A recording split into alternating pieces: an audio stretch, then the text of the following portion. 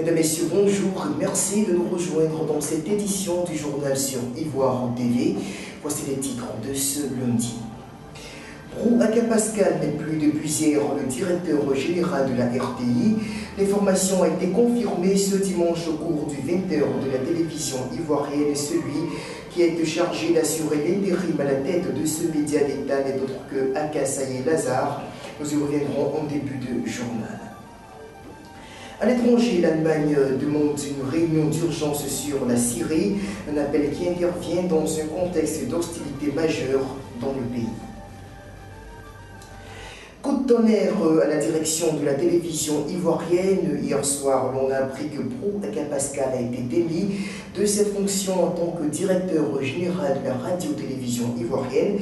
Et celui qui a été choisi par le président de la République pour le remplacer est Aka-Saye Lazare, avec qui il a eu à collaborer notamment durant la crise post-électorale.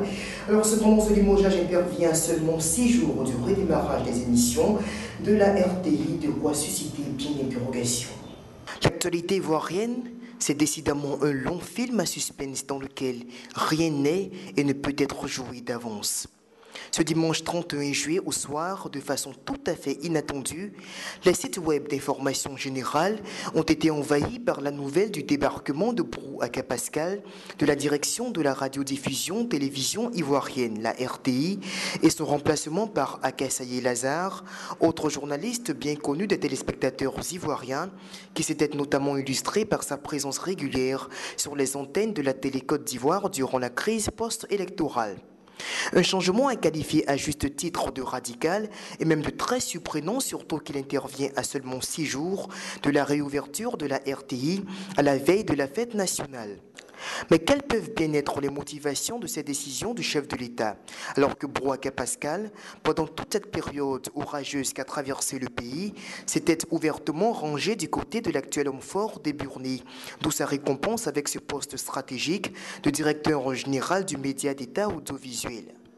Là-dessus, plusieurs pistes sont évoquées pour justifier ce qui paraît à l'évidence comme la rupture de l'idylle entre l'animateur du débat historique entre les deux finalistes de la présidentielle 2010 et le vainqueur de ce scrutin.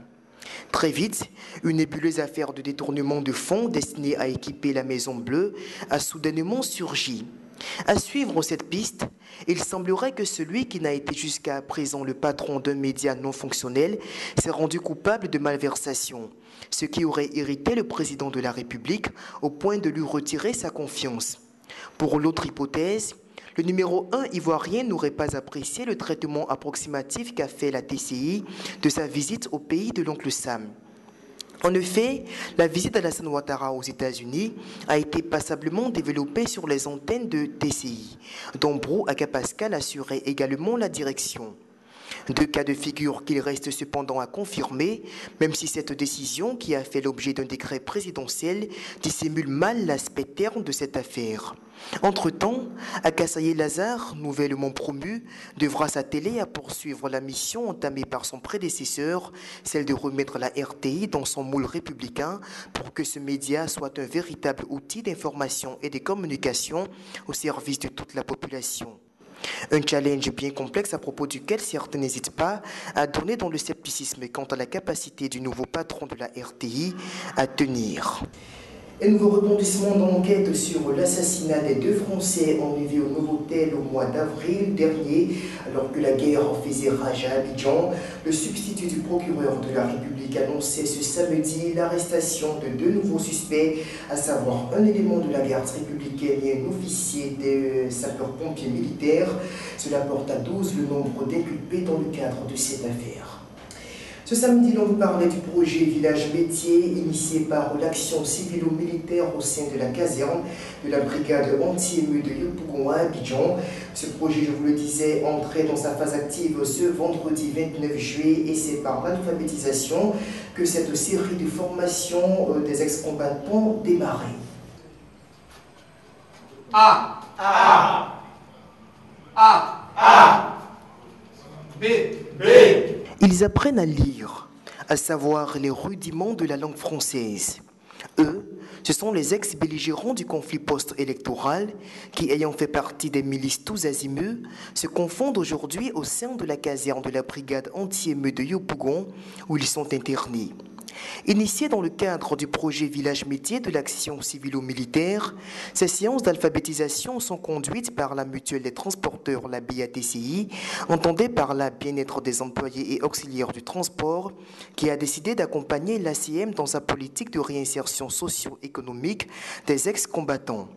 Une action qui porte visiblement des fruits sur le terrain, au vu de l'enthousiasme que manifestent les apprenants, qui s'accommodent plutôt bien des ardoises et des morceaux de craie, en lieu et place des calaches et autres armes destructrices auxquelles ils s'étaient familiarisés durant la récente guerre qu'a connue la Côte d'Ivoire. Pour Sia Bleu, responsable de l'alphabétisation de la BATCI, la structure qu'il représente est prête à faire encore plus pour que cette action de l'ACM aboutisse à ses fins. Une jeunesse qui n'est pas formée, qui n'a pas cette éducation primaire, c'est une jeunesse qui est laissée à la traîne. Donc vraiment, nous avons ce souci-là en tant que structure BATCI qui a pour ambition d'abord le bien-être de toute la société, mais plus particulièrement de la jeunesse aussi. Nous avons ce souci-là de les former, de leur donner la base, le b.a.-ba de la formation, afin qu'ils aient vraiment une carrière bien peaufinée. Avec de telles initiatives, la paix ne peut que prendre progressivement forme au niveau des esprits, car l'instruction est une arme bien plus redoutable que les armes à feu pour imposer son idéologie. À présent, on part à l'étranger. On commence le tour du monde par la Somalie, où le président Sharif Cheikh Ahmed a rendu visite ce week-end aux soldats de l'AMISOM qui ont lancé la semaine dernière une offensive conjointe avec l'armée somalienne contre les positions des milices Chebab à Mogadiscio. Pendant ce temps, l'aide humanitaire continue à affluer vers ce pays sévèrement touché par la famine qui frappe la Corne de l'Afrique. Une visite pour encourager les troupes. Samedi, le président somalien Sharif Cheikh Ahmed s'est rendu aux côtés des soldats de l'AMISOM à Mogadiscio. Il s'est félicité de l'avancée des troupes de l'Union africaine, appuyées par l'armée somalienne dans son combat contre les troupes islamistes. Vendredi, les soldats ont repoussé les milices Chebab en 3 lieux stratégiques de la capitale. Les Chebab ont tout tenté contre nous, mais nous ne nous laisserons plus faire. Les forces somaliennes et les troupes de l'Union africaine ont combattu les Chebab à Mogadiscio afin de sécuriser les routes pour les victimes de la sécheresse. Cette semaine, en raison d'une grave crise alimentaire dans le pays, l'AMISOM et les forces somaliennes ont dû intensifier leur offensive lancée début 2011 contre les miliciens islamistes. Le pont aérien mis en place pour ravitailler la population permet de contourner les risques d'attaque de convois humanitaires au sol. Mais Sharif Cheikh Ahmed a lancé un appel à l'aide internationale, affirmant que son gouvernement ne pouvait prendre en charge toutes les personnes menacées par la famine. Au Maroc, le roi Mohamed VI plaidait ce samedi pour une réouverture de la frontière du royaume avec l'Algérie, fermée depuis 1994. C'était à l'occasion de son traditionnel discours du trône qui marque le 12e anniversaire de son accession sur le trône du royaume chérifien. Circuler librement entre l'Algérie et le Maroc, c'est ce qu'a proposé Mohamed VI à l'occasion de son traditionnel discours du trône pour le 12e anniversaire de son règne, samedi. Le roi du Maroc a plaidé pour une normalisation totale des relations avec l'Algérie et la réouverture de la frontière entre les deux pays. Une frontière fermée depuis 1994 à la suite d'un attentat islamiste à Marrakech que Rabat avait imputé au service secret algérien. Abdelaziz Bouteflika a d'ailleurs salué le discours de Mohamed VI. Nous joindrons nos efforts pour jeter les ponts de la fraternité, de la coopération et du bon voisinage afin de bâtir des relations bilatérales exemplaires de nature à servir l'intérêt commun des deux pays et des peuples frères, unis par les liens de l'histoire et concernés par les défis de l'avenir. Depuis plusieurs mois, Rabat et Alger ont multiplié les visites diplomatiques, laissant ainsi augurer d'un réchauffement des relations entre les deux pays. Hors du continent, enfin, l'Allemagne demandait ce dimanche une réunion d'urgence sur la situation en Syrie, alors que sur le terrain se poursuivait avec les violences, avec une nouvelle assaut lancée par les chars de l'armée contre la ville de Hama, ayant causé la mort d'une centaine de personnes. Je parlais avec un activiste tout à l'heure, réfugié au Liban. Il me disait que depuis des heures, il recense les noms des victimes de la répression, que la liste ne cesse de s'allonger. Et selon lui, cette offensive d'aujourd'hui sera sans doute la plus meurtrière depuis le début du soulèvement populaire à la mi-mars.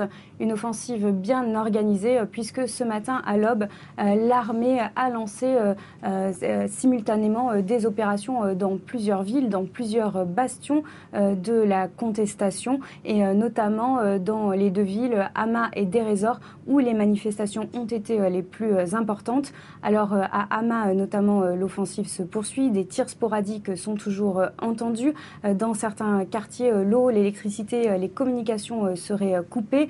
La population tente de venir en aide aux blessés qui se compteraient par centaines selon les activistes. Une situation donc dramatique, chaotique et dans plusieurs villes du pays, des manifestants sont descendus dans les rues pour scander leur soutien aux habitants de cette ville d'Hama et des autres villes prises pour cible par l'armée. Quant au régime, il dit qu'il intervient pour rétablir l'ordre et la loi, qu'il fait face à des groupes armés, que 2 éléments des forces de sécurité ont été tués aujourd'hui à Hama. Par contre, pas un mot sur l'agence de presse officielle concernant les victimes civiles de la répression. Isabelle, pourquoi cette accentuation de la répression intervient-elle maintenant ? Oui, alors cet activiste avec qui j'ai parlé tout à l'heure me disait d'abord qu'il ne s'y attendait pas, à un tel bain de sang. Maintenant, depuis plusieurs jours, les opposants se demandaient comment allait réagir le régime pendant le mois du Ramadan qui commence demain. Certains pensaient que le niveau de la violence allait baisser, mais pour cet activiste, cette répression aujourd'hui montre au contraire que le régime va poursuivre pendant le Ramadan cette répression. D'autres activistes, au contraire, pensent qu'il s'agit d'un coup de force avant le Ramadan et ils espèrent que tout va se calmer dès demain. Voilà, c'est tout pour ce bulletin d'information. Merci de l'avoir suivi. On se retrouve demain pour un autre point de l'actualité sur ivoiretv.net. Au revoir.